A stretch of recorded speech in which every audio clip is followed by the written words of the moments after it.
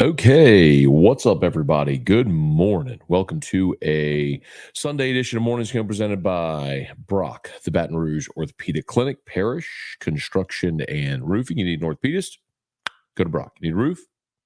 You call Parish. All of our great sponsors are linked in the show description on YouTube, so please get there. We'd appreciate it. Unique Physique, uniquephysique.com, Restored Motions, restoredmotions.com. Of course, Unique Physique, once-a-week injections for weight loss, semaglutide, tirzepatide. You've heard about them. If you want to learn more, they can do the whole thing over telemed, and you can get your medicine shipped to your door. So no matter where you are in the U.S. of A, Unique Physique can help you, and you never have to go into an office. uniquephysique.com. Okay, let's say some good mornings, y'all. Saints get a win in their preseason opener. Charlie Smythe, who's part of the international transition program or whatever it's called, kicked the game winner with about 4 seconds left. Rattler leads the game-winning drive, also led the Saints on a touchdown drive in his first possession. So Saints were up 6-0 at the half. And a couple of Blake Groupie field goals. The Cardinals had a touchdown drive to open the second half to go up 7-6. Then Rattler led a 7-play, 70-yard drive, which was capped by his touchdown run. Great effort, contact as he got near the pylon. They did review it and was determined it was a touchdown. So Saints went up 13-7, and then the defense gave up a touchdown with a minute 55 to play. And with a Clayton Tune in at quarterback for Arizona. And then the Saints with Spencer Rattler went on the game-winning drive, and Charlie Smith kicked the 37-yard field goal to win it for New Orleans with 5 seconds left. So all things considered, the starters did a couple of observations. Starters did play. The offensive starters got a couple of series, and the offense was atrocious. Not a great look at all offensively. Carr was 2 of 6 for 12 yards. And the line wasn't bad. Honestly, Trevor Penning did play the entire first half, but even with the starters, the line wasn't the problem. Arizona did have one batted ball, and it was on the defensive end that Taliesin Fuanga was blocking, but it wasn't on Fuanga. Got just dropped in coverage, and Carr threw right into his line. So anyway, that's more on Carr lacking the awareness of where the defender was than it was on Fuanga getting beat. It wasn't on him. We did get to see Jordan Mims run. Well, I guess I should say Jamal Williams carried 6 times. Kamara got a couple of carries. A.T. Perry had the big play, the 58-yard reception, which was great to see. So they got a lot of guys work, and James Robinson did fumble. Defensively, Anthony Orji played well. He continues to play well. Pretty cool to see Roderick Teamer make a couple special teams plays, which might be his path to actually making the team. And then we saw Chase Young get in there, run around a little bit. He had a tackle. That was good to see. So anyway, yeah, let me know your observations if you watched. What you thought about the Saints. LSU had a practice Saturday morning. We did have media availability. And at the end of the practice, they had a scrimmage period. So I did recap the scrimmage play-by-play on today's Locked on LSU. So I would highly recommend go checking out Locked on LSU podcast, YouTube. I gave you the play-by-play, but here's how I'll kind of boil it down for you for the LSU scrimmage. The offense dominated the defense all day in every drill. They ran a goal line drill, put the ball at the 10-yard line. It was either a 2 or 3 receiver set, no line, but just 2 or 3 receiver set, running routes.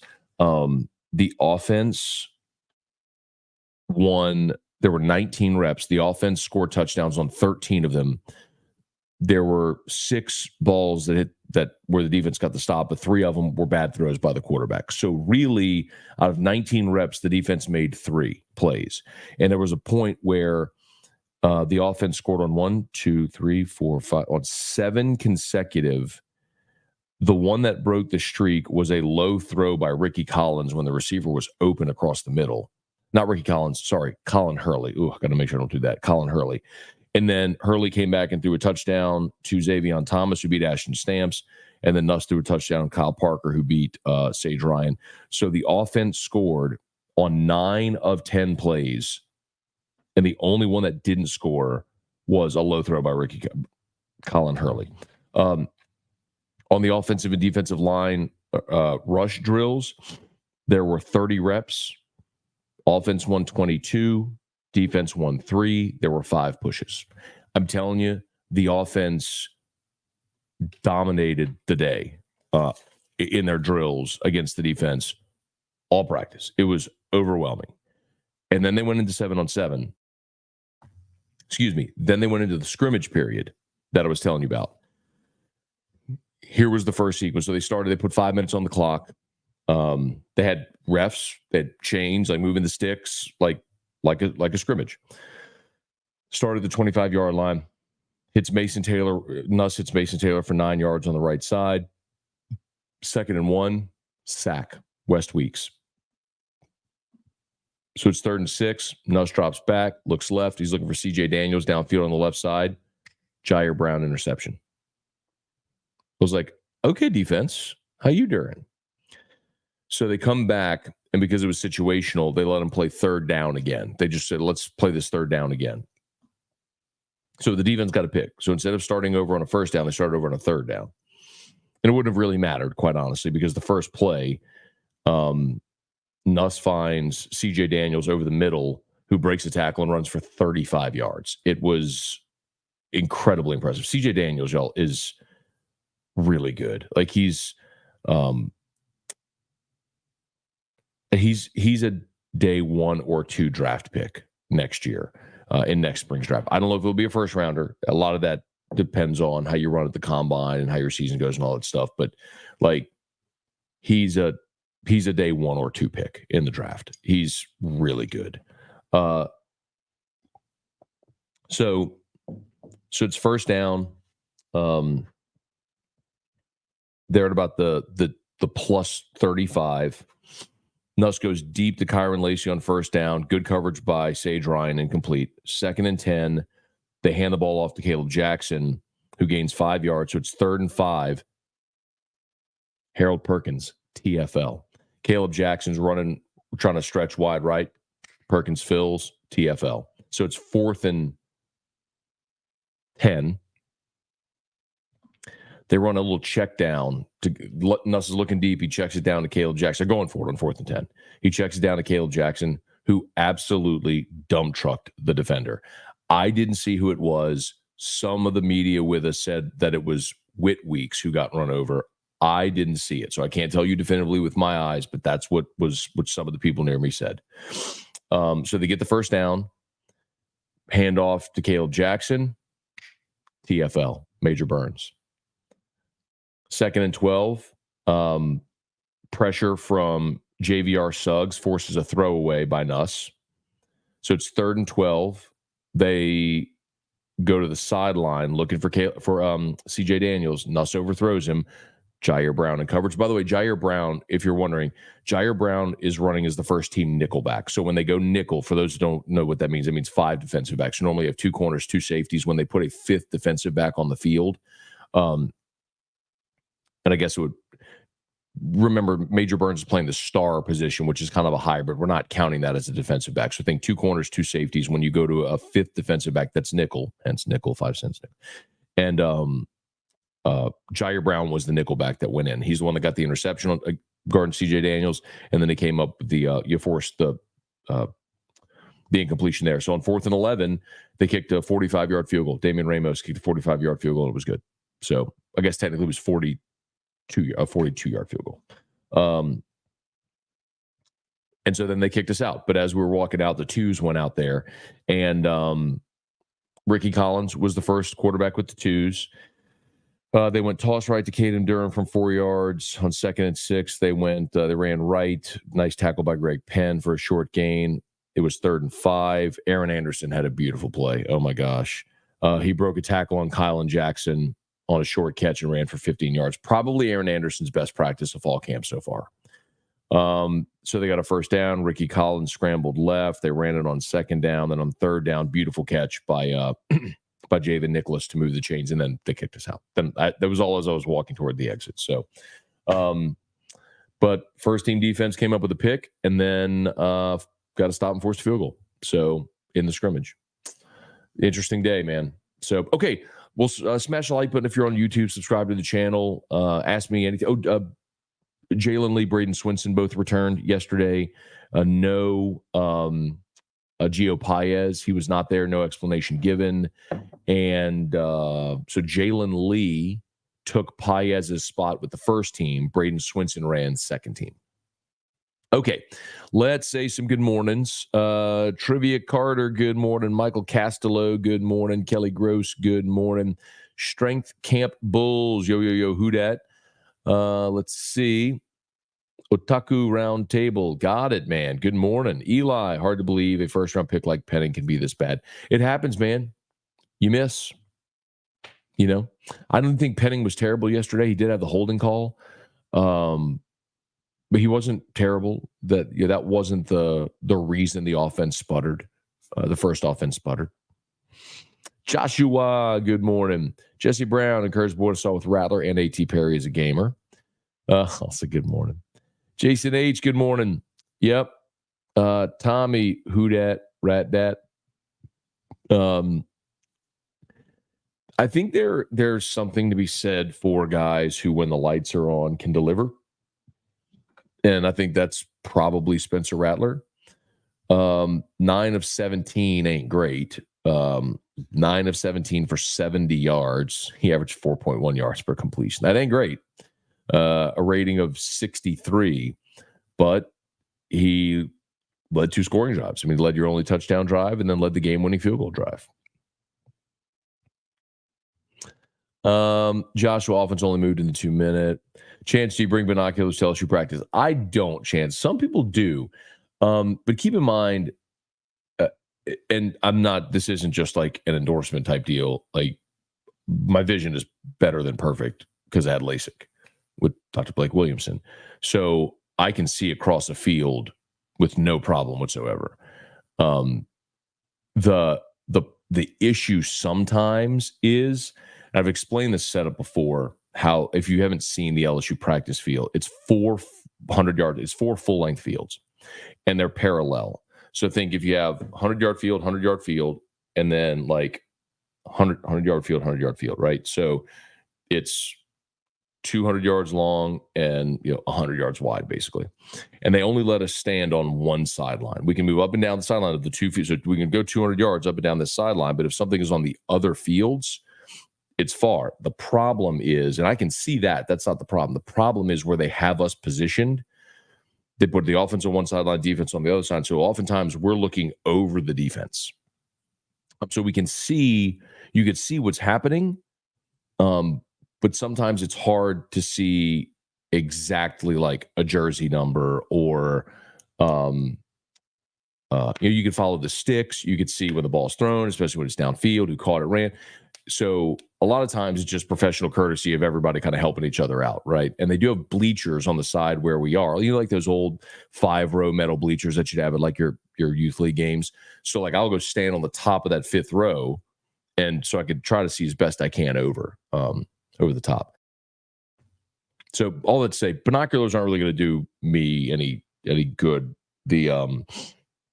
What would help is if the defense wasn't standing in my way, or if they would move it to the field that we're on. Carl the Cat, Nick Nat, Patty Wet, give a dog a bone, who dat? Jesse Brown, Nick Toon looks better than Ritter. That was a Nick Toon. That was a Clayton Toon. I don't know if you're just joking about Nick Toon, but Nick Toon is a former Saints receiver out of Wisconsin. That's a nice pull from years ago. Michael Irvin, good morning. Playmaker. Brian Penn, good morning from Columbia, Louisiana. Made it home. All right, Brian, glad you're home, man. Get some R&R today, man. Ryan DeLon, defense will keep them in game, sorry. Offense looks lost. Mediocrity is the worst place to be as an NFL franchise. I agree, Ryan. I believe they are in, I've said, a perpetual state of mediocrity. But I think this year may not even be mediocre. I think this year may be bad.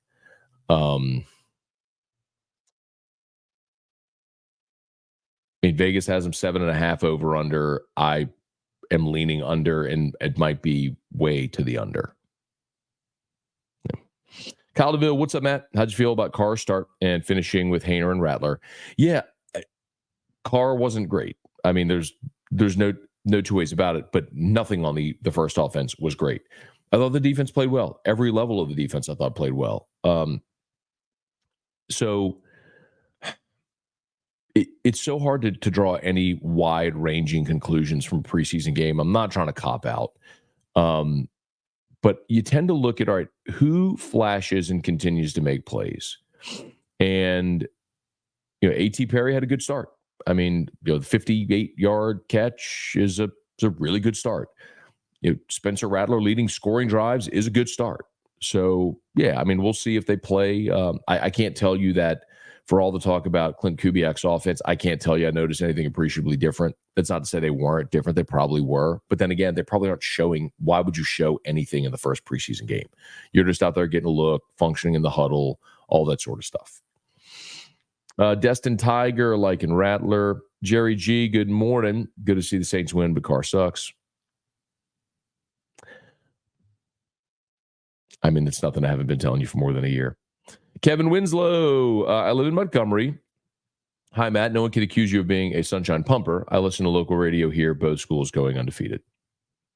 Kevin, I am, if anything, I get labeled the other way, that I'm too negative. Listen to us talking here about the Saints, that I'm too negative. And then there's people who call me a sunshine pumper and a homer, which means I'm doing my job really well. If on one hand people are calling you a homer and the other people are calling you a hater, you're doing your job well. Let's see. Isaiah Foskey and Trevor Penning played terrible last night. I was very disappointed in Foskey because I was hopeful, remain hopeful that Foskey takes a big step. I mean, remember, you invested the 40th pick in Isaiah Foskey. It was a high second-round pick.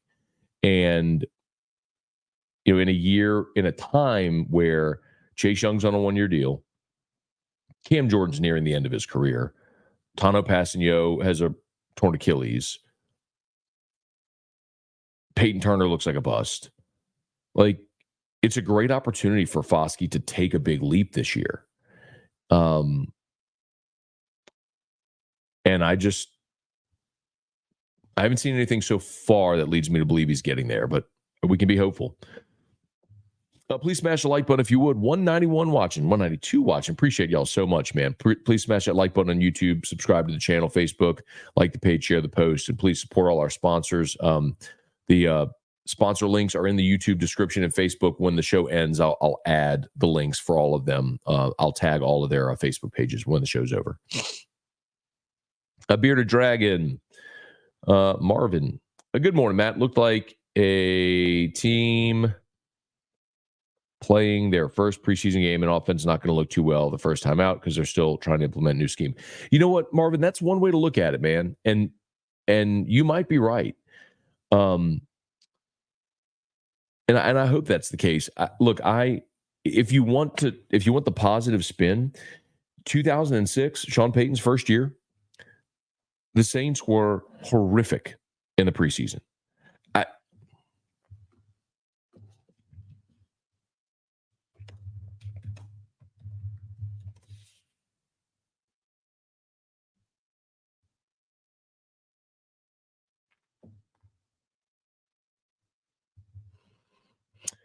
So the Saints, in 2006, they beat Tennessee in the Hall of Fame game. They lost to Dallas 30-7. They lost to Indianapolis 27-14, and they lost to Kansas City 10-9. They scored 9 points. They were awful. And that Dallas game, by the way, I'm pretty sure, because that's when the dome was still being renovated. I'm pretty sure that one was in Shreveport. That game, I'm pretty sure that was the one that was in Shreveport in 2006. And they were, Breeze wasn't even sure if his shoulder was going to be ready. Like, it was just a whitewashing. They were horrendous. It was in Shreveport. I thought I remember that right. Anyway, that team went on and They started 3-0 and they went 10-7 or 10-6, and they won a playoff game. Got a bye, won a playoff game, and then went to the NFC Championship game, lost Chicago. But all that to say, yeah, man. I mean, he's not wrong that it's the first preseason game. It's a new system. You get new players. Like, you can get better. I don't know that I see the talent on this team, and you certainly don't have Drew Brees. Austin, good morning. Head to Laguna Beach this week. Take the kids to the San Diego Zoo. Much needed break from the work grind. That sounds awesome, man. Y'all enjoy. You deserve it. Get away. Destin, car is bad. I think Rattler has the most upside. Reminds me of a home style. Obviously not as good, but similar style. I mean, the pluses on Rattler, the big arm, definitely the confidence, some of that ability to improvise. There are those similarities there. He's not Patrick Mahomes, but you know, the reason why around the draft I was good with taking Rattler is, I mean, that's a guy who has the physical ability that at one point was the projected number one pick in the draft. Now his college career didn't go the way I'm sure that he hoped or many thought, but he's got the ability. Can you coach him up and get him there? I hope so. That would be wonderful. Lance, give me more Rattler and less Emperor of empty yards. Caleb Jackson, shorter version of Fournette. We need to pump the brakes there.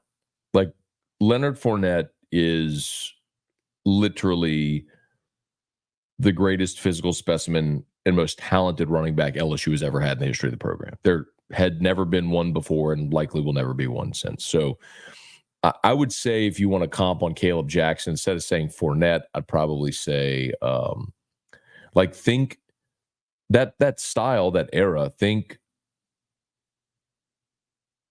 Jeremy Hill. Who I maintain Jeremy Hill is the most underrated running back of this era and maybe any era in LSU history. A lot of people forget. I'm not just saying this because Jeremy worked with us. Like, Jeremy Hill, in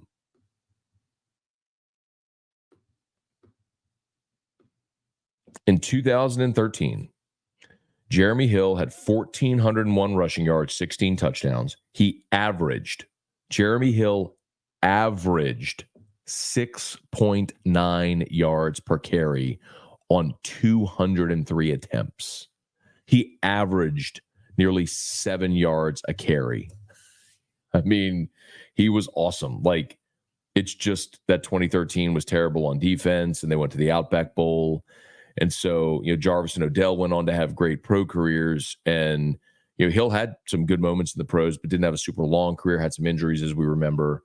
But I think people forget how, and it was only 2 seasons, right? They forget how good he was. Like, by comparison, Fournette averaged in 15 and 16, Fournette averaged 6.5 yards a carry.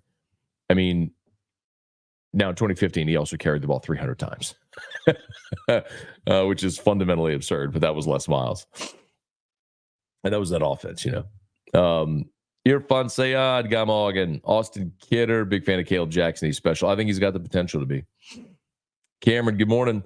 My wife and I attended the game last night with our 3 kids. Defense looked as strong as expected with DA. In real-time speed, Carr looks 2 steps behind decision-making.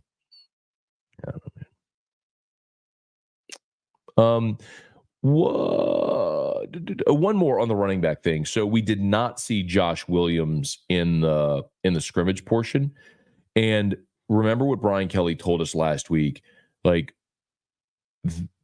they're not using Josh Williams because Brian Kelly sort of said, we know what he can do. We just need to get him to Saturday. John Emery, they want to stress him a little bit to see what he can do on his knee.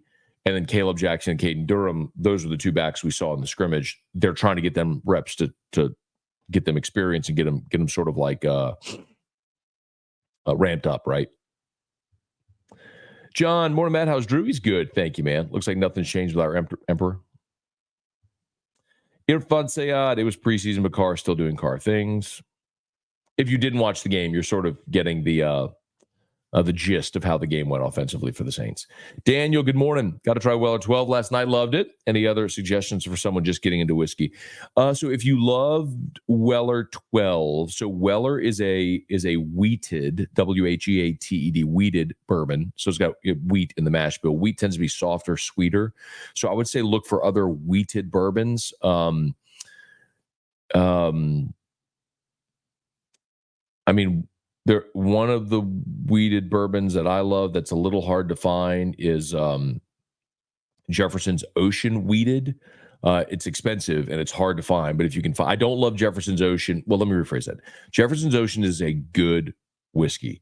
It is way overpriced because they're selling a novelty, because it's on these shark ships and it's the salinity of the water, and they put the barrels on these ships, and so out to sea. Anyway, they're selling you a story. But it's good whiskey. It's just overpriced. But the wheated Oceans is really good. Old Elk has a straight wheat whiskey, which is fantastic as well. I would say look for a wheated bourbon, and see how any wheated bourbon to see if you like it, and that may be a good indicator of something that you like a lot. What up, Peter? Well, I guess Peter. Well, anyway, never mind. Good morning. Matt Richino, or Reichino? Let's see. How do you think Rattler did last night? I think it was very impressive to see him as a rookie move down the field with less than 2 minutes, no doubt. In my opinion, Saints' future QB will be in good hands.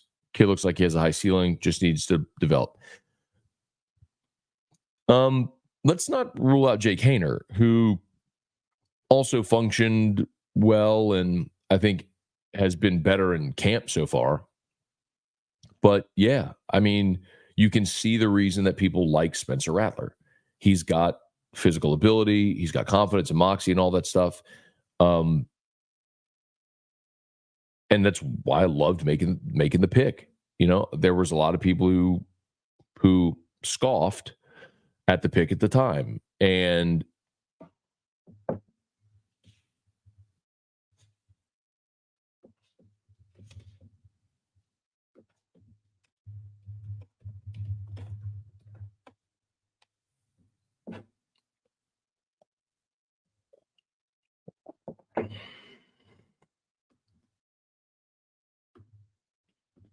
for anyone who's interested, I am posting in the comments the YouTube link from the segment I did after the Saints drafted Spencer Rattler. If you have any desire whatsoever to go back and watch it, so this isn't like revisionist history. And look, Spencer Rattler may stink in the next preseason game, but I just want to remind you what my stance was when they took him and continues to be until proven otherwise. So I just posted that link in the chat. If you have any, it's almost a 14-minute segment. So if you have any desire, if you have 15 minutes today, you're driving or cutting the grass or something, watch that. You can remember my take 3 months ago when they drafted Spencer Rattler.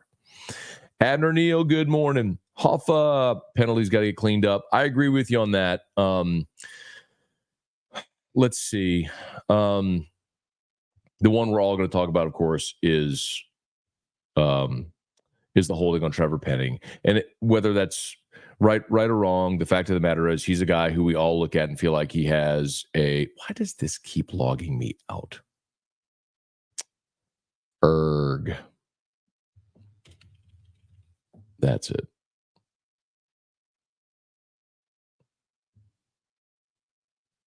There we go. Yes, I want you to save. Thank you. Why is this hard? I should have to tell you that every time I log in. Stupid. Anyway. I'm yelling at the computer. Sorry. Okay. Here we go. 9 penalties for 63 yards for New Orleans in the game.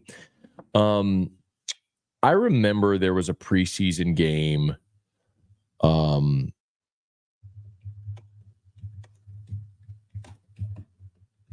where the Saints played the Titans and they had something like 22 penalties or something like that.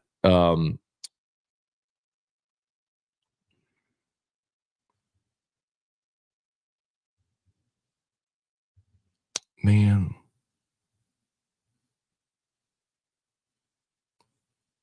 Of course, now I'm trying to find it. There it is. August 15th of 2014. How about that poll? 10 years ago. August 15th of 2014, there were 22 penalties against the Saints in that game, 15 in the first half. Sean Payton was just like incensed. But if you go look at 2014, here you go. So the Saints had 22 penalties in that game.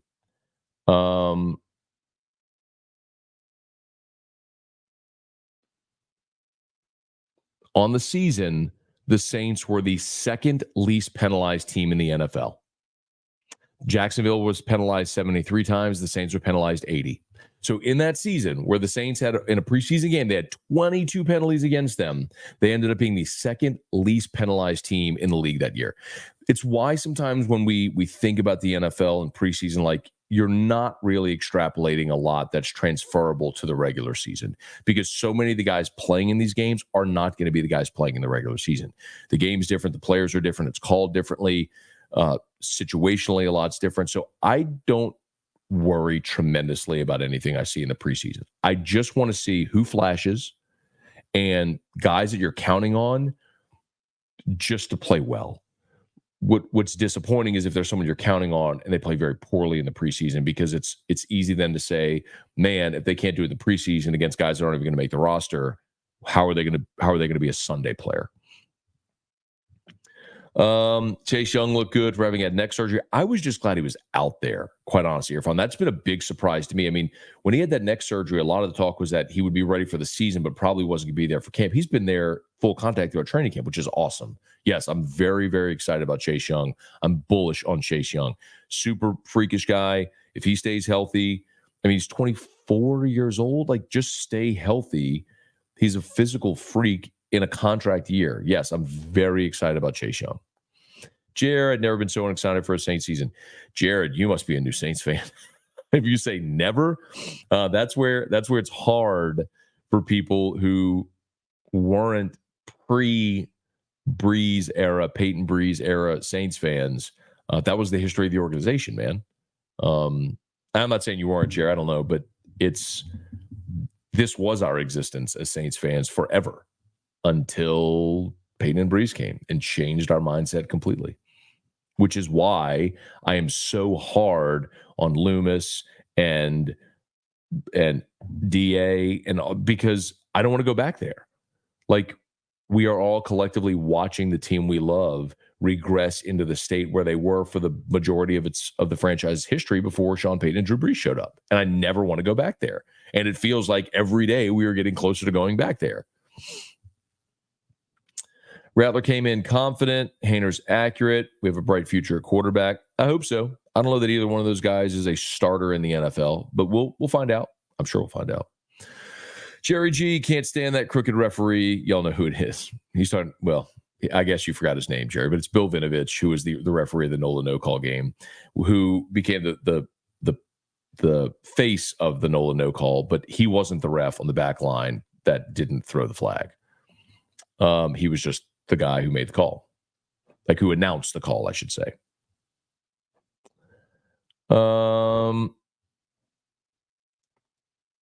Chris Proctor, morning, Matt. Are y'all doing live shows in Vegas? Yes, Chris, we are. So we will be doing OTB AFR Friday, and then Eagle Game Day pre-post and Whiskey and Wine on Sunday from Mandalay Bay at the MGM Sportsbook in Mandalay Bay. And the over-under, I don't know if you're asking the over-under or the point spread. The point spread is LSU's favored by 6.5. The over-under, the total, I think it's like 63.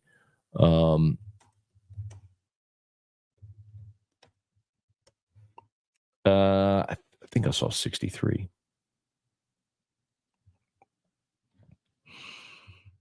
Uh, 62.5. There it is. So expecting a game in the 30s, basically. The 31-27 type game is kind of what that or 34, like a 34-27 type game is what they're projecting there. Let's see. Foskey looked useless. Brzee flashed a little. Brzee did flash a little bit. Ryan Solar, morning, Matt. Got my tickets for Vegas and Mandalay Bay. Very good. Will I catch it blackjack, craps, or roulette? None. You a wise spender, not a gambler. Yeah, Ryan, I could stay a month, a year in a casino and never play a game. I don't mind gambling. I sports bet. I love to sports bet. I just have no interest in the table games or any of that stuff, card games. It just doesn't interest me at all. So when I go to Vegas, we're going to go on Saturday and Friday after the show, we're going to go to dinner at SW Steak, have a great meal, then probably go, go find a club somewhere, a lounge and have a cocktail. We're staying at Aria, and Aria's got a great lounge there called the Aria. It's called the Alibi Lounge, which is a great spot. I'll probably go hang out there a little bit. Saturday, we're gonna have lunch at one of these big sports bars to go watch some of the early games, and then in the evening, we got a space set up at Circus Swim. Like by the pool, like our own area by the pool set up. So we'll watch football games at Circus Swim Saturday night. So that's how I'm going to enjoy Vegas. Not really doing the games or anything like that. Gambling, the casinos. All right, please smash the like button if you're on YouTube. Subscribe to the channel, Facebook, like the page, share the posts. If you need orthopedist, BROC. You need a roof, PARISH. BROC, PARISH, all tagged in the description. Links in the description of our show sponsor on YouTube. Oh, I'm done. I did. I plunged. Oh, I'm sorry. I'm sorry.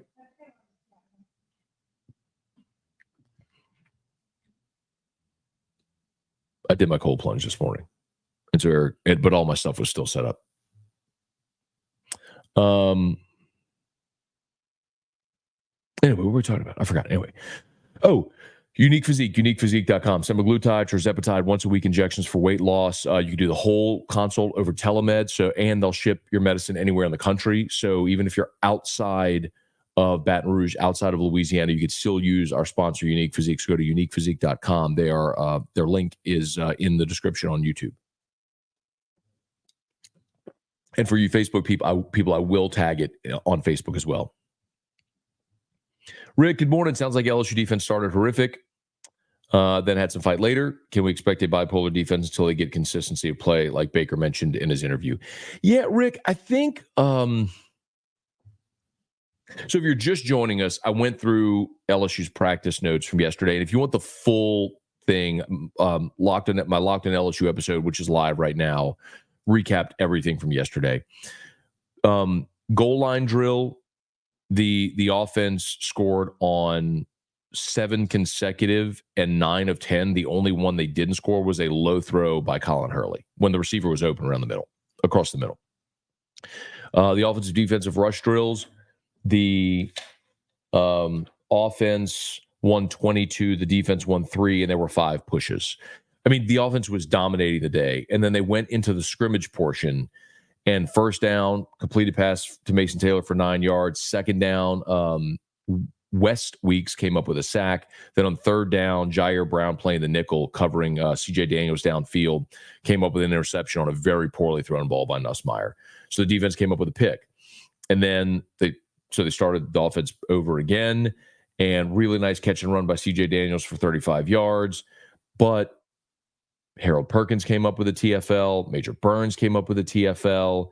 Sage Ryan forced an incompletion on a 3rd and 11 intended for C.J. Daniels. Jair Brown forced an incompletion.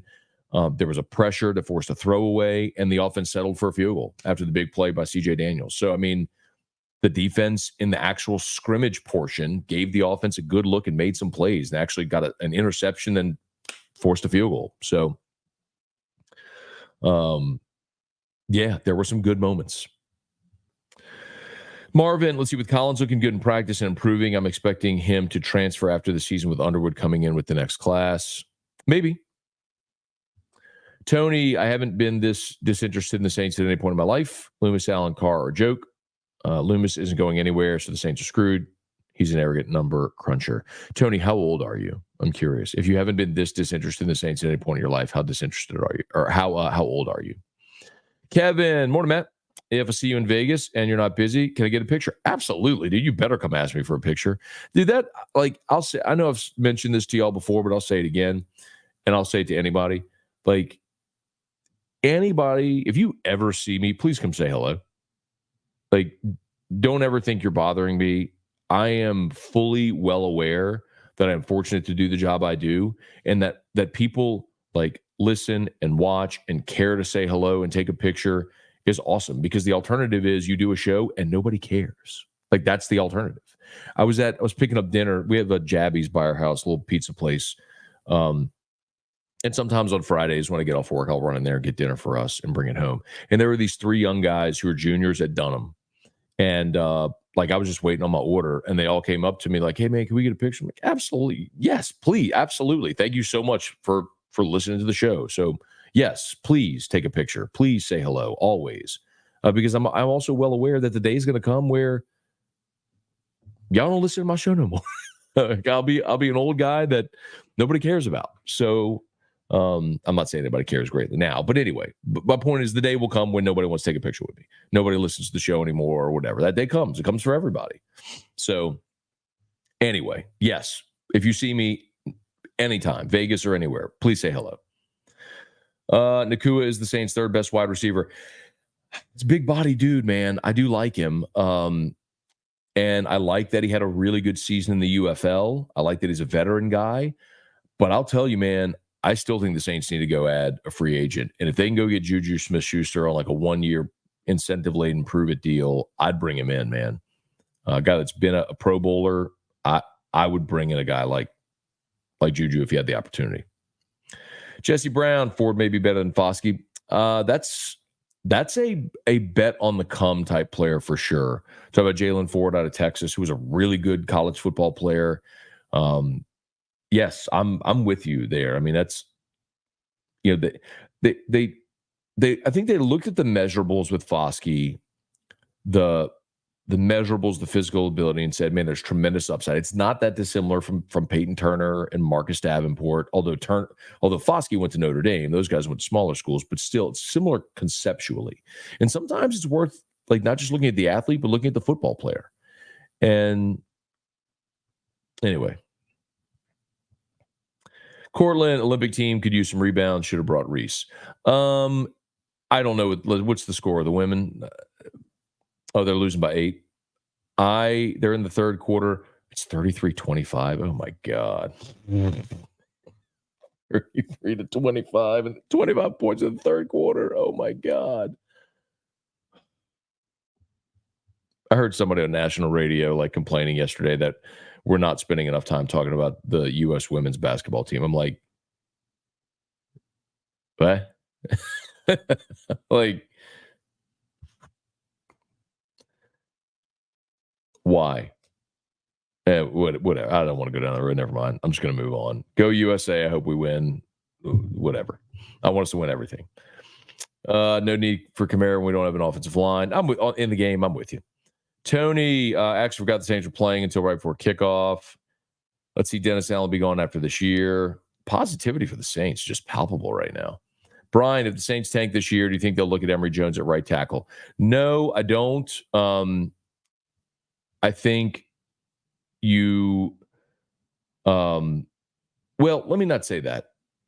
It depends where in the draft you're picking, obviously, and what players are available for you. Considering Fuanga, Penning, McCoy, Ruiz have all been recent high draft picks on the offensive line, and similarly defensively, Brzee, Foskey, like, the Saints love to invest in the line of scrimmage. Hard to imagine they'd go back to the line again next year in round 1.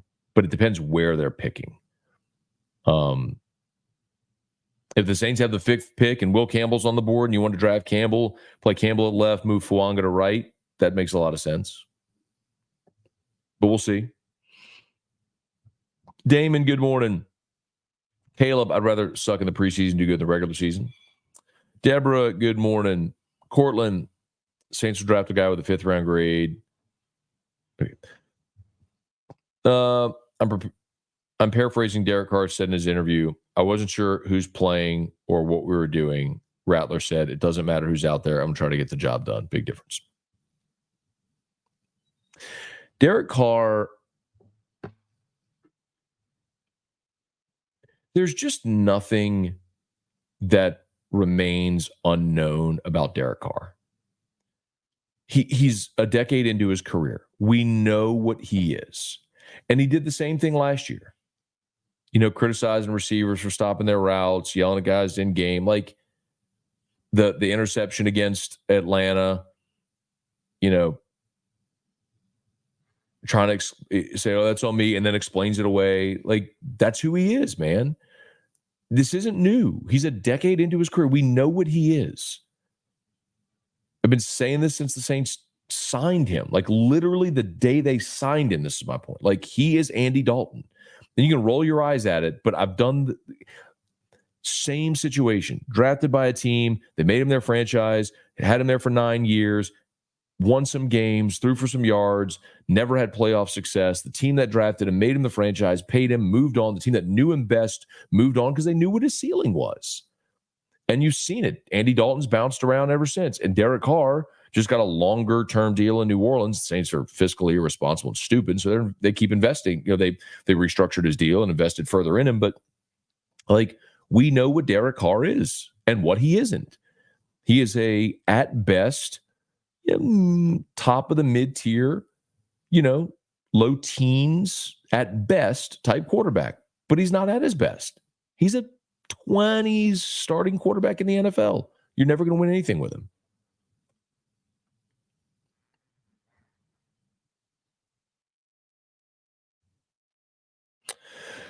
Stephen Miller, point me in the direction of Vegas where I can bet on the over for Nuss's passing yards. Yeah, I don't think that's going to happen, Stephen. I don't think that bet is going to exist. So I know what you're talking about. So Marler, who's handling all our social media, what Stephen's referring to,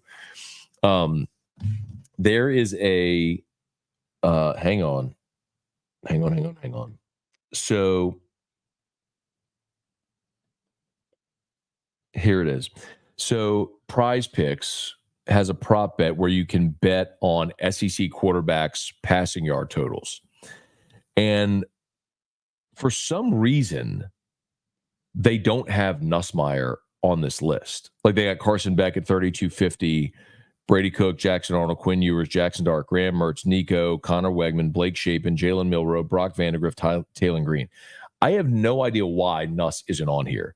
But I cannot imagine a singular solitary sports book giving anyone the option to bet on Garrett Nussmeier passing yards at 2,000. Like, it's just that's an absurdity beyond measure.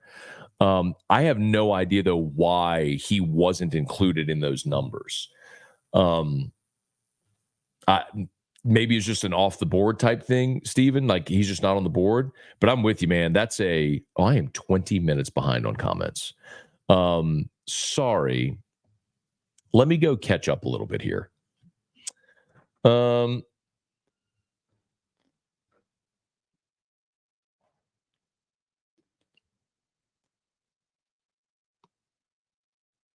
I'm going to try to just move ahead a little bit in the comments. My apologies. I got like 20 minutes behind on comments, so I'm sorry for that.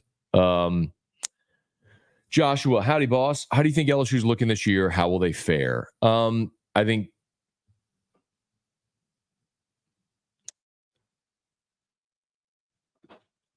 through everything I've seen, I think they are really talented at receiver and offensive line. I think the offensive line is just awesome. And I have very little concern about Malik and Brian Thomas being gone because there is just no shortage of freakishly talented receivers. There's a question about Nuss just because he hasn't played, but he looks good a lot out there, but I think he's going to throw picks. We've seen in these team periods, I told you last week there was one drive where he moved the team right down the field in the 2-minute offense, got inside the 10, boom, threw a delayed ball over the middle, intercepted by Ashton Stamps. Yesterday, threw a ball into harm's way in the left sideline, interception by Jair Brown. Okay, sorry I didn't drain the tub. Huh? It was warm. Yes. Okay.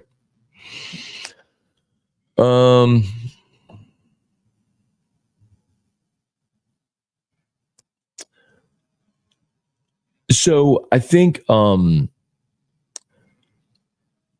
offensively, I think they're going to be fine if Nuss protects the football. Defensively, I think the defensive ends are good. Like, not by comparison to a year ago. Like, I think Savion Jones and Braden Swinson and Deshaun Womack and Paris Shand are really good. And guys, I'm telling you, please remember I said this. You got to know these names and numbers. Gabe Relaford's wearing 19. Kalaj Cobbins is wearing 48. Those guys have been unblockable. Now, I don't think those are going to be dudes that are part of an every down rotation or anything. But as far as pass rush specialists, those guys will be on the field this year at some point. I'm not telling you they're getting 30 defensive snaps a game. I'm just telling you 19 and 48 will have some role because they have the potential to be special. Like those two dudes look like guys that are future all SEC caliber defensive ends. So you can tell the talent is coming. I think they're good at defensive end. Defensive tackle, we've seen them make plays, man. And I'll tell you where we've seen them make plays is straight up the gut, blowing up the launch pad. And that makes me worry a little bit about DJ Chester. He's replacing Charles Turner. In one of the scrimmage or the 7-on-7 periods, the 11-on-11 periods we saw last week, Chester gave up 2 sacks up on the interior. One was Sean Washington, one was Gio Paez. Like, that's yesterday in the pass rush drill, Jacobian Guillory beat Chester. And then the next rep, when they went up against each other again, Chester beat Guillory. But it's kind of one of those things where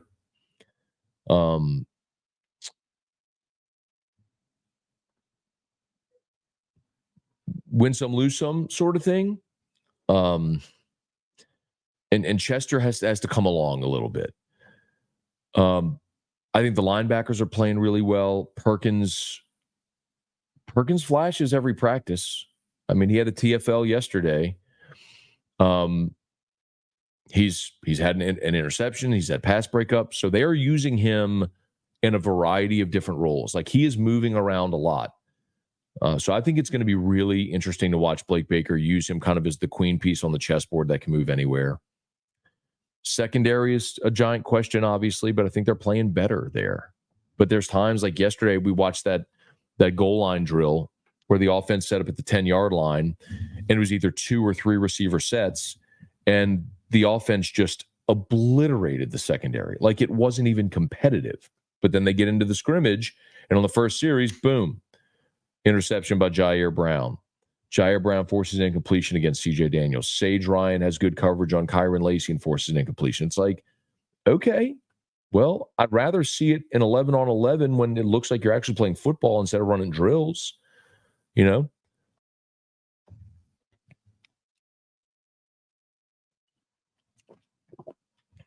Let's see. Corey, imagine thinking Rattler is good enough to start as a rookie. Yeah, I'm not saying he's good enough to start as a rookie. And certainly not after one preseason game. I'm looking at a long-term by the way, I don't even know that if you had Patrick Mahomes on this team, that this is a team that's good enough to be like a contender. I think you'd be a playoff team because Patrick Mahomes is awesome. But I just think this team has massive deficiencies. But do you see the question is, do you see signs there with a guy like Rattler where you think he could be an NFL starter? I think that's what you're looking for. Let's see. Rocky Penning was a turnstile. I don't think the guy can be a tackle. If he wasn't a first-round pick, he'd be watching the game with all of us. Yeah. But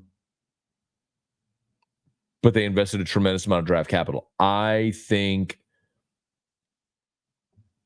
here's the thing. If they determine he can't play tackle, then the next option is you move him to left guard. And then effectively that kicks Nick Saldiveri out. And that's a bummer because you traded up to take Nick Saldiveri with the first pick around 4 last year. And even still, Saldiveri right now has been out with that injury, and Lucas Patrick has taken his spot. So if you move Penning inside, then what do you do at right tackle? You know.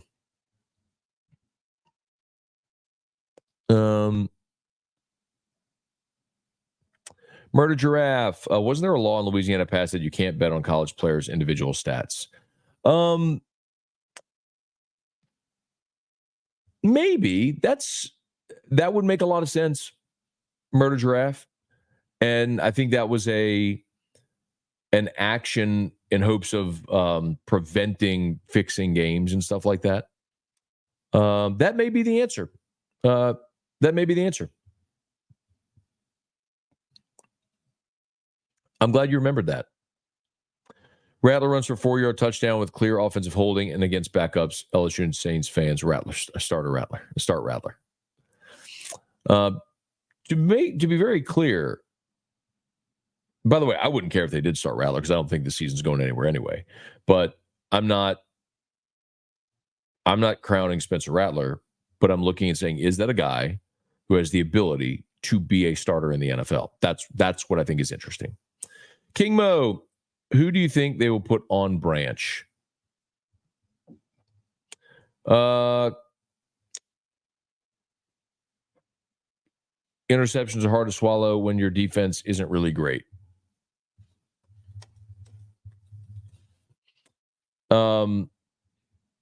Let me not just brush aside his question. I've tried to figure out where, so Sage Ryan is lining up on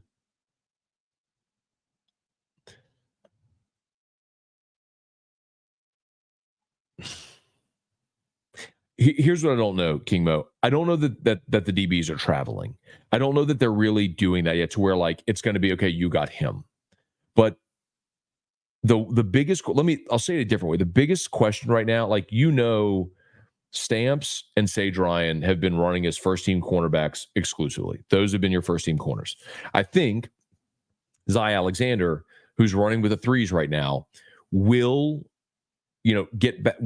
If he gets comfortable and healthy and back to form, he's in that mix and could very well be one of the starters that allows you to move Sage Ryan back to safety. Because I'll tell you, the guy who maybe in that secondary struggled a bit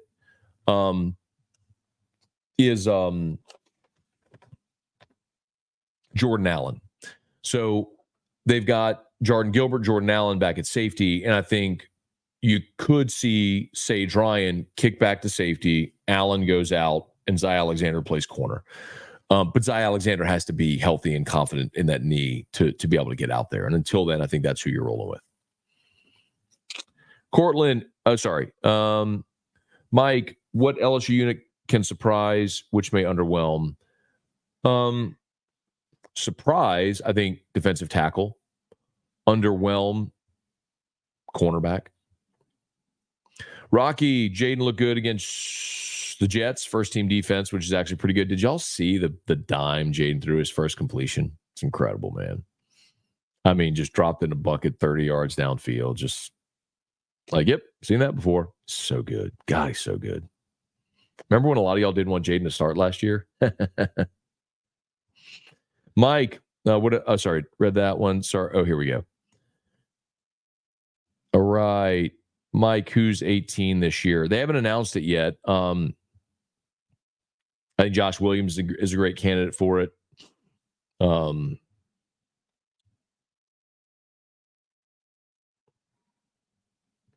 know if they're going to do an offensive and defensive one.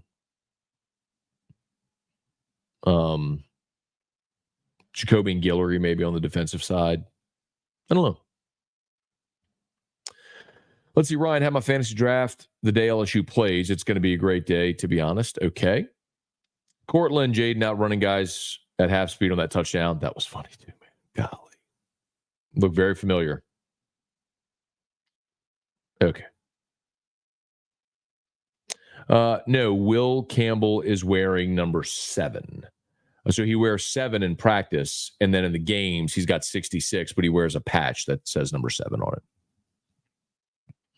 Yeah, Corey. So Josh Williams, 18. That's probably makes the most sense. But if they're going to do one offense, one defense, I don't know who the defensive guy would be. How long will the Saints be committed to Carr? I'm old, just had my 3rd cardiac event. Well, I told you they're financially bound for 2 more seasons. After they restructured his deal, they are financially committed to him for this year and next. So I'll continue to say your best case scenario is one of those young guys pops in the way that Brock Purdy did in San Francisco. Like, that's your best case scenario, because then you'll have a day 3 draft pick, a rookie day 3 pick on a rookie day 3 contract, which allows you to have a good quarterback play and absorb the net loss of Derek Carr's contract.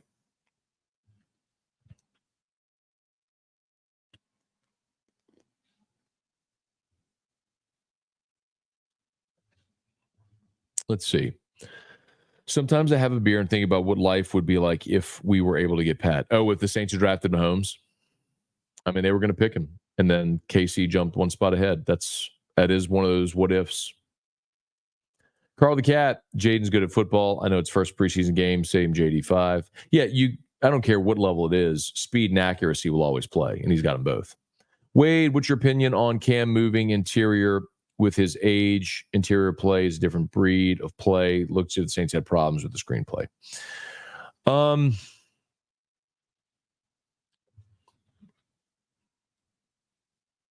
mean, Cam Jordan has been one of his hallmarks, despite the sack numbers that we all focus on, is he has been one of the best run-stopping defensive ends in football during his time in the league. I don't know that he's a 3-down defensive tackle. That's the problem. In pass rush sets, moving him to the interior and getting more speed on the edge, I think helps. I just think you have a player that's very clearly nearing the end of his career.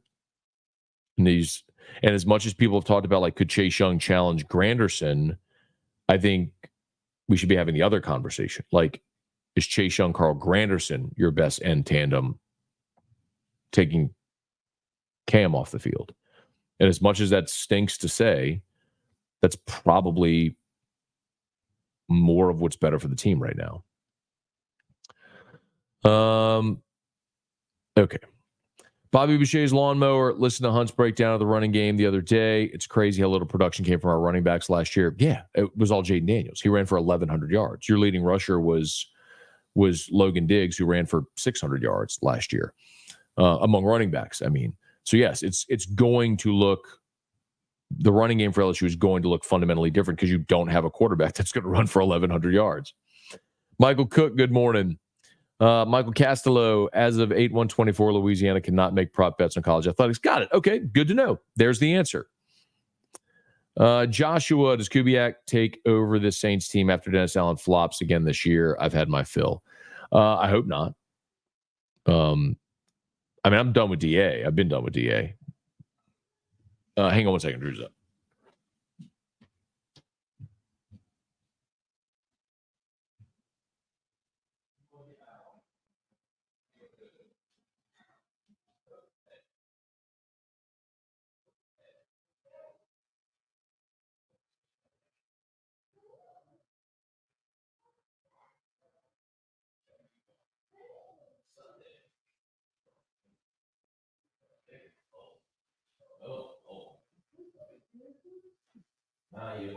My boy. Oh, I got my little boy. Okay, let's see. Hi. You want to say hi to Dad's show? Look at your Christmas light jammies. Those must come from Got Lit Light Installers, huh? What do you say? Hi, Dad. Oh, did you sleep so good? Yes. I love you. Hey, I love you how much? How much does Daddy love you? More than what? Whole wide world. Anyone else in the history of the whole wide world? That's right. Mwah. Yep. I'm so glad you slept so good last night. It's almost 10 o'clock. You slept so good. Hey, did you swim in the pool with Daddy yesterday? Yeah. What did we do? What did we do in the pool? Did we touch the bottom? No. Did we reach in pool? Huh? Yep. Where else did we go yesterday? We go to Daddy's work and ride the elevators? Okay. Too many questions. Got it. I can take a hint. His butt says lighten up. Lighten up. You getting us a Christmas lights?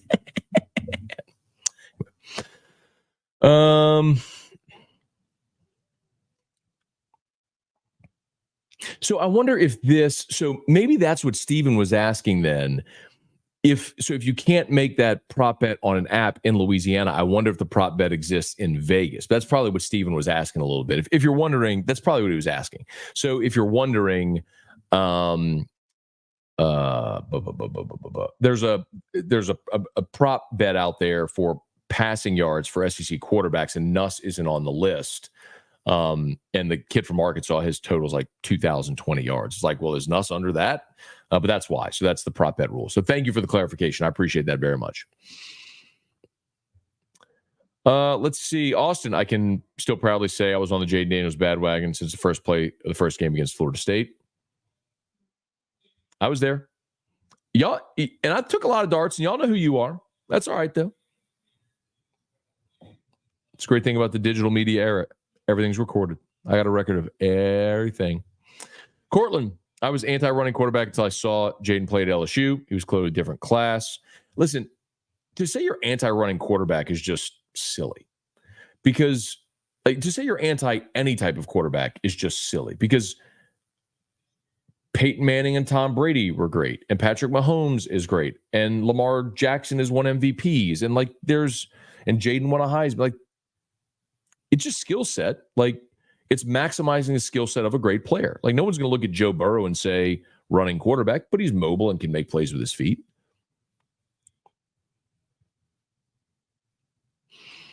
Let's see. Although he's clearly unbelievably talented, I'm always careful to project a player's success to different circumstances. Who knows what Mahomes would have done without Reed and KC? Just never know. Yeah, but with Sean Payton and with an offensive-minded coach like that, I think it'd have been all right. The best test will be, to answer that question, the best test will be what happens when Andy Reid retires. What if Andy Reid retires after this year? Mahomes plays 10 more years with another coach. How does that look? We saw Tom Brady go to Tampa and win a Super Bowl with a different coach. What about Mahomes? That'll be very telling when that variable changes. Cortland only guarantees Casey wouldn't have Super Bowls. That's true. Wade Lowry. Okay, there's all the Drew comments. Appreciate y'all so much, man. Yep.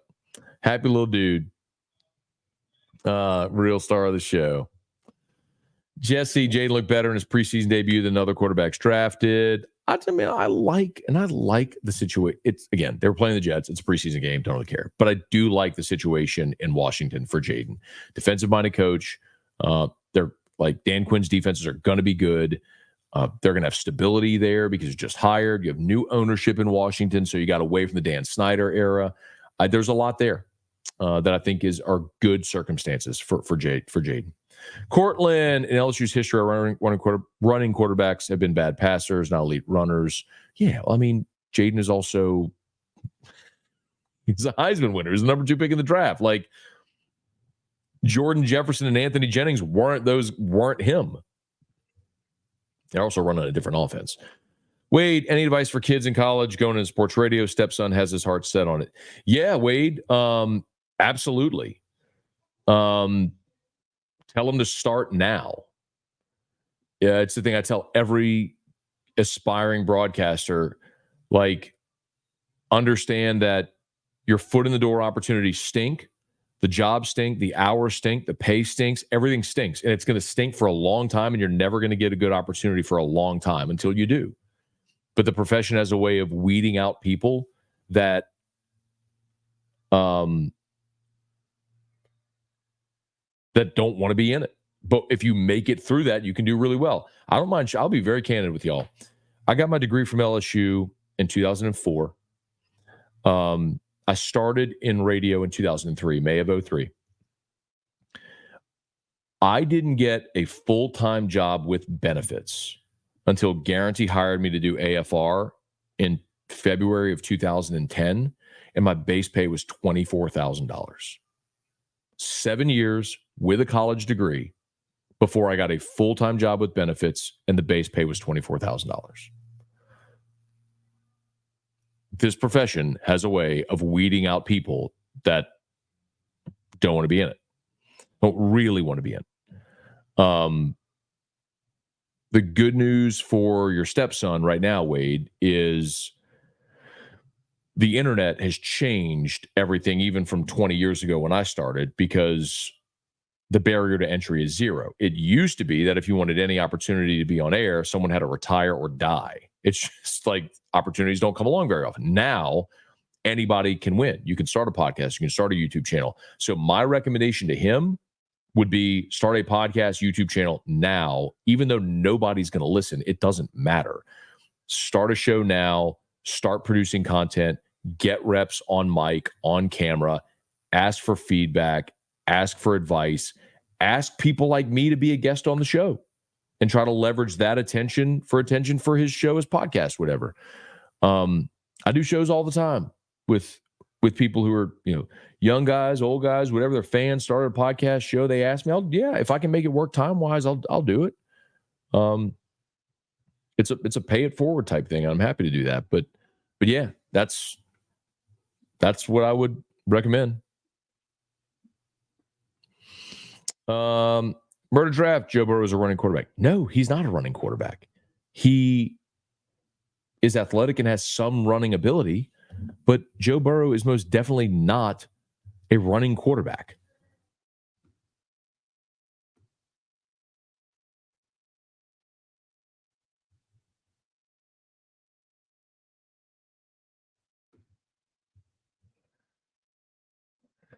Let's see.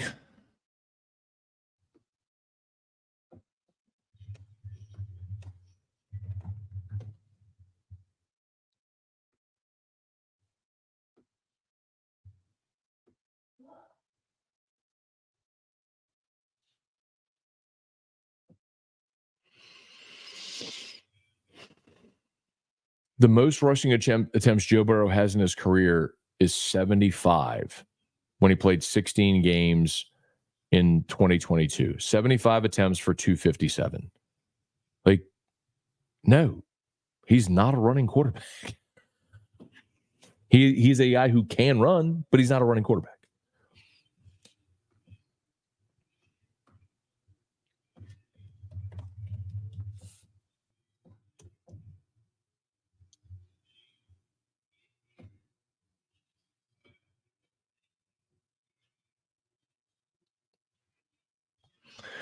Lamar Jackson last year had 148 rushing attempts. That's a running quarterback. All right, a couple more here. Smash the like button if you would. Brambo, greetings. Love when I hear about John Emery. Deserves to finally have a breakout season. How's Perkins looking defending the run? Sounds like wide receiver 3 is a 3-man competition. I think so. The 3 you mentioned there, Anderson, Daniels, Thomas, I think they're all playing different positions too. And I think it would not be wise to exclude Shelton Sampson, Kyle Parker, who are playing great. 3 tight sets where Kamorian Pimpton and Treydas Green are on the field. Like, they have a ton of talent. And Perkins looks good. I told you yesterday he had a TFL yesterday. Stretched out a play where you got Caleb Jackson for TFL. And I think John Emery's playing well too. Cinema Wisdom had a dream. We got routed by USC. Woke up sweating. I hope not. Austin, let's see, Matt.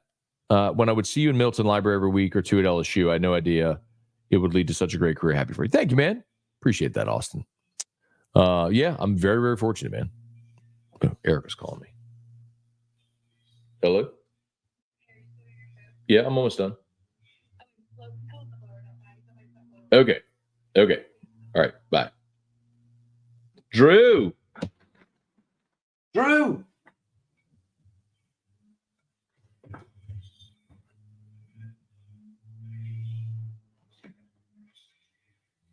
Hey, Drew, there's a blower. You want to see the blower? Come see.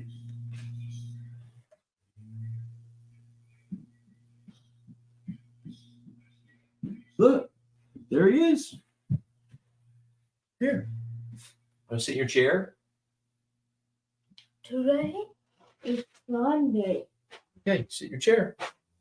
Or you do whatever you want. You can stand if you want.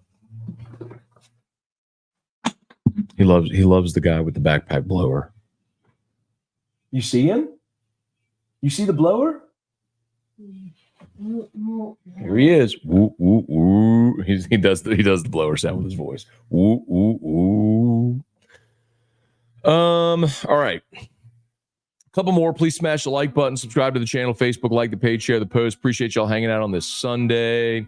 As always, if you need orthopedics, go to BROC. Remember, Sunday after hours clinics open nights and weekends. So if you need an orthopedist today, BROC, of course, Parish Construction and Roofing. Our new sign went up, Highland and I-10. If y'all are driving Highland and I-10 directly across the interstate from Blue Bayou, you'll see our new Parish office, Parish sign. As a matter of fact, the new green roof is going up on Tuesday. We're looking forward to that.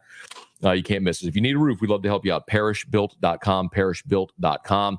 Unique Physique and Restored Motions. Unique Physique, semaglutide, tirzepatide, once-a-week injections for weight loss. You can do the whole thing over telemed, and they'll ship your medicine anywhere in the country.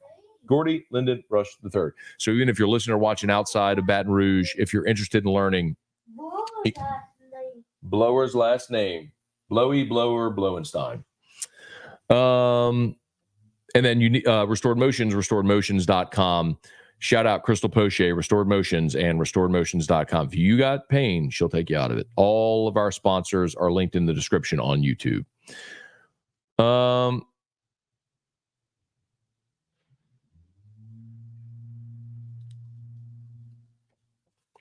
Let's see. What's up, Matt? Really enjoy your show. Been watching AFR for about 2 years. I'm 14. Look up to you a lot. Want to be a journalist. Good deal, man. Work hard and start getting experience now. 14 isn't too early to start. I'll tell you this. There's a guy who works for LSU now. His name's Harrison Valentine. You look him up. Harrison works for LSU Athletics in their media creation. Harrison, when he was in high school, I think maybe Harrison's from New Jersey. I remember I did an interview with Harrison. He interviewed me years ago. When he was in high school, Harrison started his own LSU website.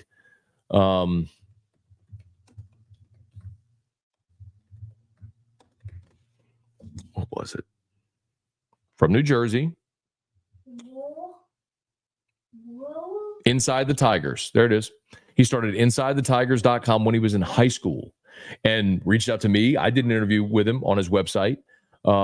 Came to school, got his mass comm degree. I was working for LSU Athletics in media and content creation. Like, it's not too early to start. You're 14, start now. Like, the internet lets you start, which is great. Do that. Christian, how's your 70-day journey going? Still going strong. I have not missed a day of my supplements. I cold plunge every day. I do my dead level best to get up and get a workout in. I'd love to do 5 days a week. Some days it's 3 days a week, but yeah, I feel great. Sleep good. If some of the changes I made, like I'm not taking Nexium or Claritin, those things are out of my daily regimen altogether. So there's a lot of really good. I would love it. I'd be doing even better if I could like stop drinking beer and whiskey and tequila, but they're vices that I enjoy. But yeah, man, like I feel great. I don't take 5-hour energy anymore. I take another supplement that's an all natural supplement to help with energy and focus. right before my show. So I've made a lot of those changes. So yeah, I feel really good. I'll be very curious to see when I go do my 6-month blood work, like how that looks. And that'll be, I think, really telling.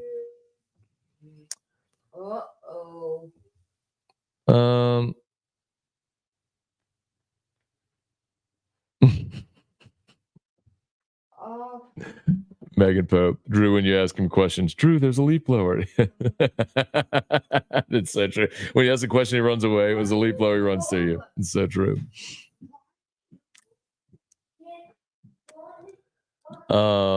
Let's see.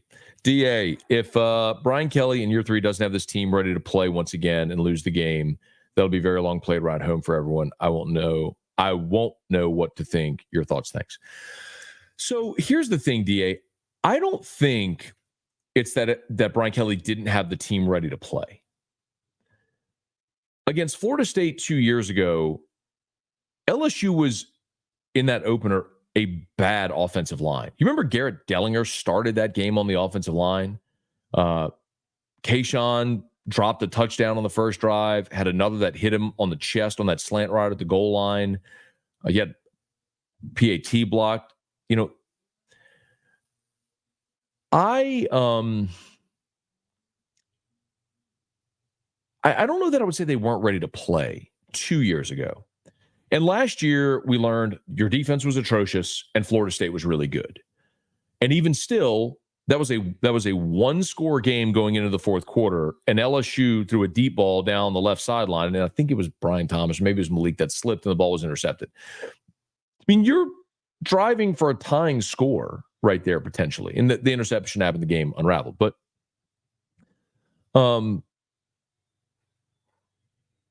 anyway, I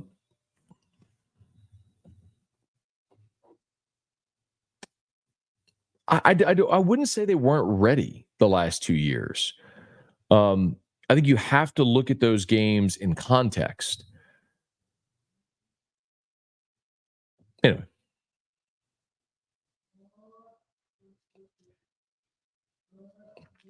All right. Gotro1. Morning, folks. My first morning scone. Eating some steak and eggs. There you go. That's a good way to start the morning. Thanks for being there.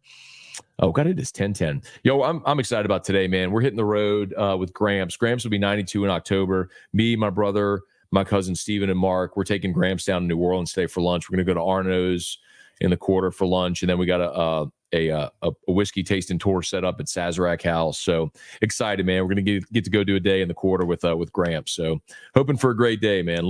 Really looking forward to it.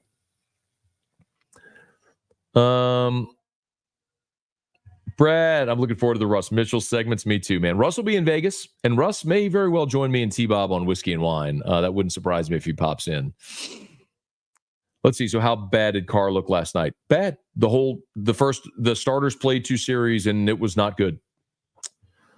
Ryan, only thing I remember when Justin Simmons' name is brought up is when he blocked the field goal against us for a touchdown in 2016. Young me was devastated. Joshua, I heard cold plunges do awesome for you. I wish I could get rid of these allergies. A cold plunge is kind of addicting, man. And I hate being cold, but I start my day, like I have the chiller running. I fill up the tub at night. Well, Erica does it because she goes to bed after me and runs the chiller. And so I wake up in the morning, and the first thing I do when I wake up is I go in there and I cold plunge for 6 minutes. It's amazing the clarity, like, because your body goes into like survival mode. So, and there's tons of science behind this, but oxygen and blood rush to your brain. It wakes you up.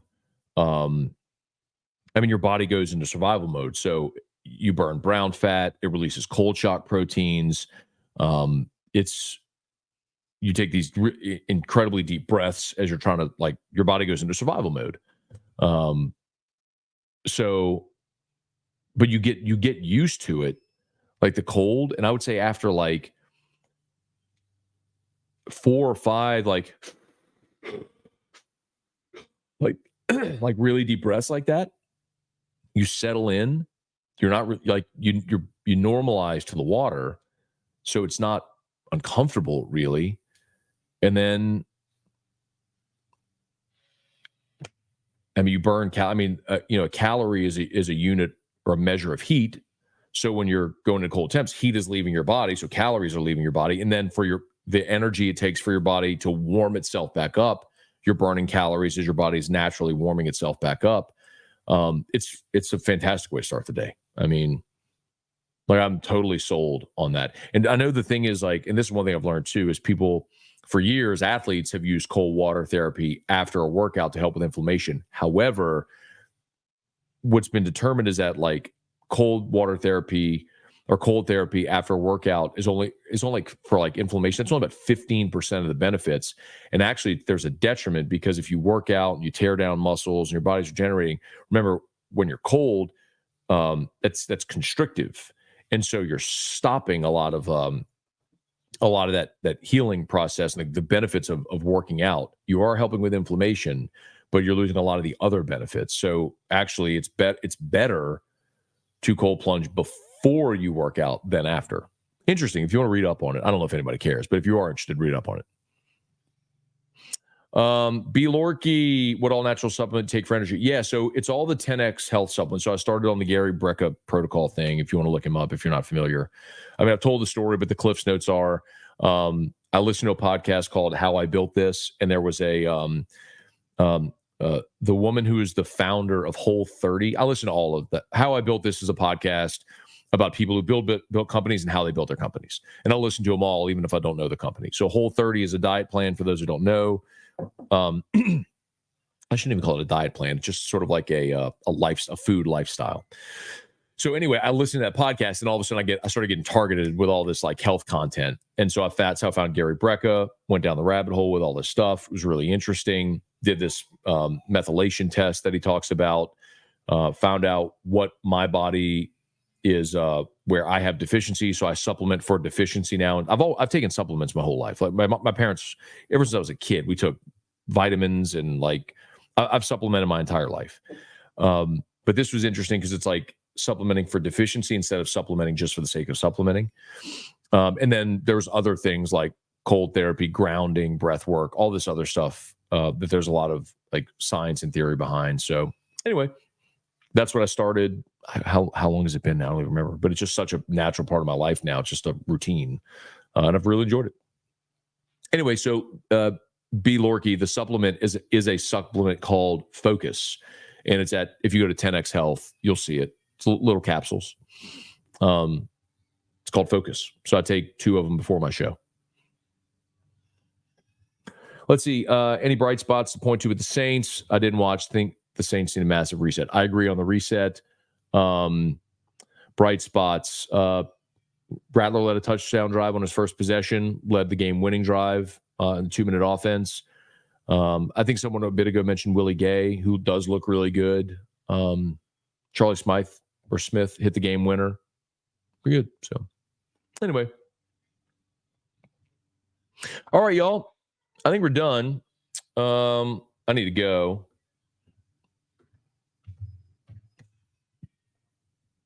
Oh, good. We got the lead. We're up by 3 with 17 seconds left. Oh, wow. Okay. All right. Let's get out of here. Y'all have an awesome day. YouTube, please smash the like button. Subscribe to the channel. Hit the bell so you're notified when we go live or post a video. Facebook, please like the page, share the post. Then I'll remind you, we're going live. It's a whole algorithm thing on Facebook. We're live now instead of from my page, from the profile. You can follow the profile. So please hit the follow button on the profile.